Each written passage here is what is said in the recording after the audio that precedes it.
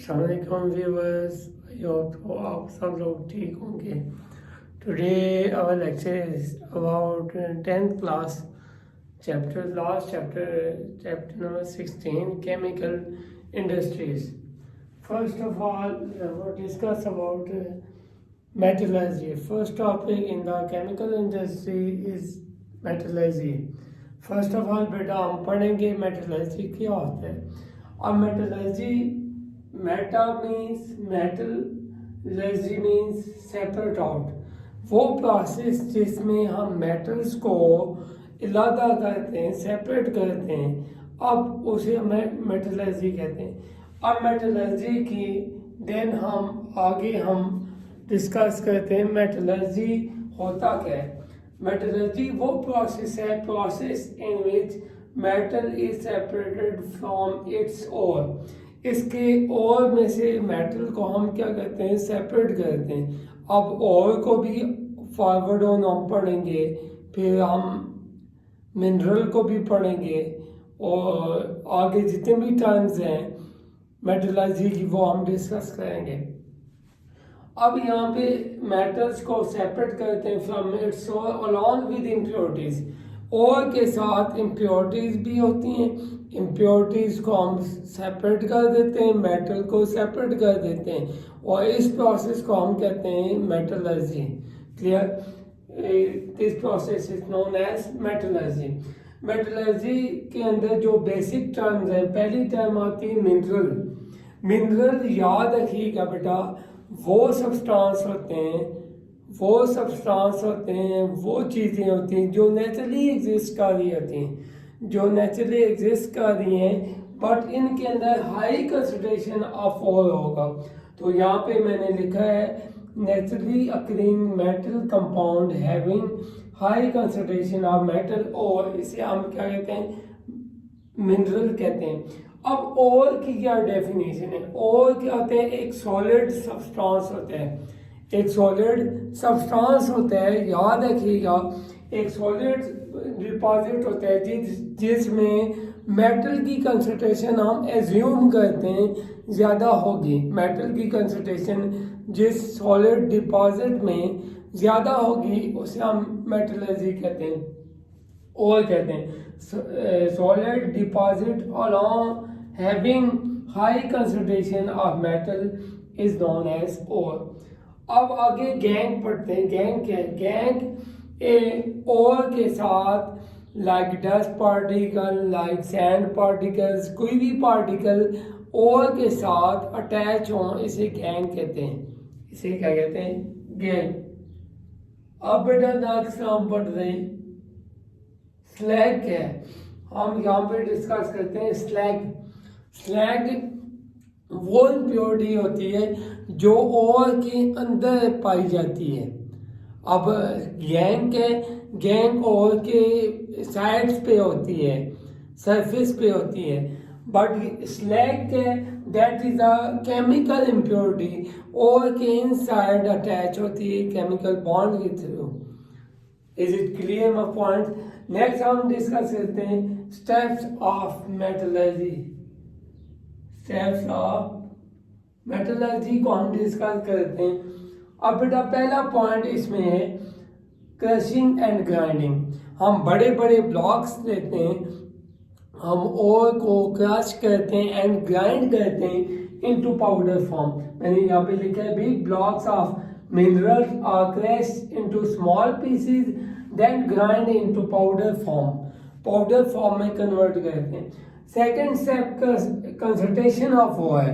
जब हमें powder form में ओर मिल जाता है हम उसकी कंसंट्रेशन को बढ़ाते हैं।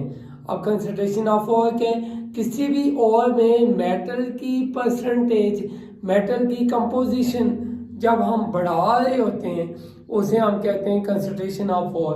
अब यहाँ पर स्पेसिफिकली मैं ओर ऑफ कॉपर की बात करूँगा।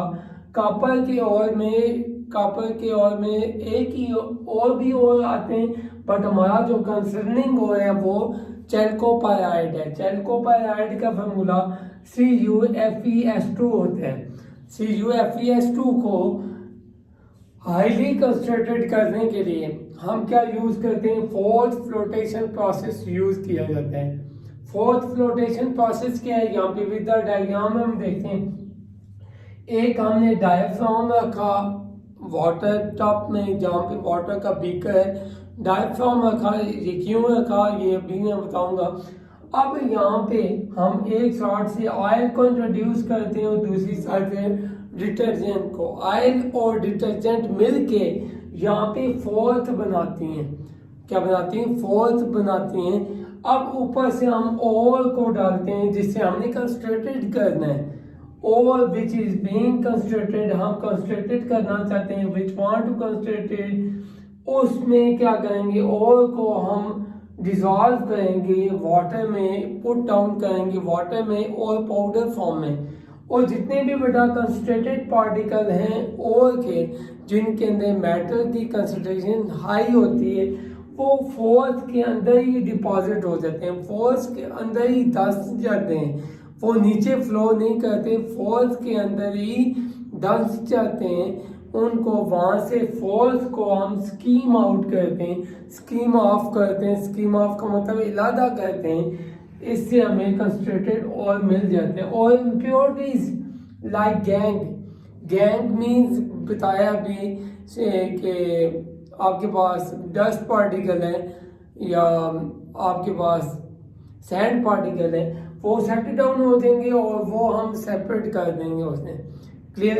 अब बेटा डायाफ्राम क्यों यूज करते हैं, डायाफ्राम इसलिए यूज करते हैं जितनी भी ऑक्सीजन है, डिजॉल्व ऑक्सीजन है, उसको वन बाय वन हम निकाल सकें। क्योंकि डिजॉल्व अगर ऑक्सीजन हुई तो ये और के साथ भी रिएक्शन परफॉर्म कर सकती है यहाँ पे, और आपके इम्प्योरिटीज के साथ भी रिएक्शन परफॉर्म हो सकता है। तो इसलिए हम डिजॉल्व ऑक्सीजन को निकाल देते हैं। अब देन यहाँ पे कंसंट्रेटेड ऑयल को हम सेपरेट करते हैं।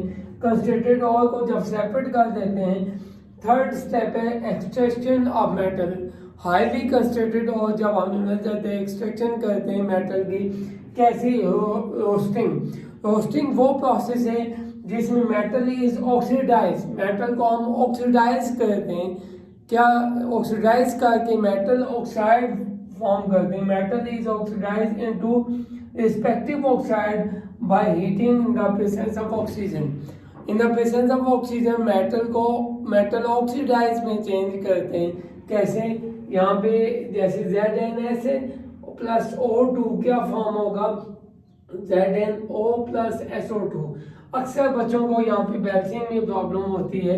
यहाँ पे बेस 2 लिखा है, इसको 2 से मल्टीप्लाई कर दें। जब 2 से मल्टीप्लाई करेंगे Zn2 हो जाएंगे, Sp2 हो जाएंगे। यहाँ पे 2 से मल्टीप्लाई कर दें, यहाँ पे 2 से, तो यहाँ पे टोटल ZnOS दोनों बैलेंस हो गए। बट ऑक्सीजन यहाँ पे 2 और 2 2 4, टोटल यहाँ राइट साइड पे ऑक्सीजन कितने होंगे 6। यहाँ पे ऑक्सीजन कितने हैं 2, यहाँ पे क्या पुट कर दोगे 3, तो टोटल ऑक्सीजन भी आपके पास बैलेंस हो जाएंगे। अब बेटा देन हम मर्करी सल्फाइड, जैसे सिनाबा है, किसका हुआ है, मर्करी का हुआ है। जब हम इसे ऑक्सीडाइज करते हैं ये मेटल में चेंज हो जाता है, मर्करी मेटल में। क्यों, याद रखिएगा मर्करी ऑक्साइड बनता है, ये नहीं बनता, बनता है, but mercury oxide is unstable.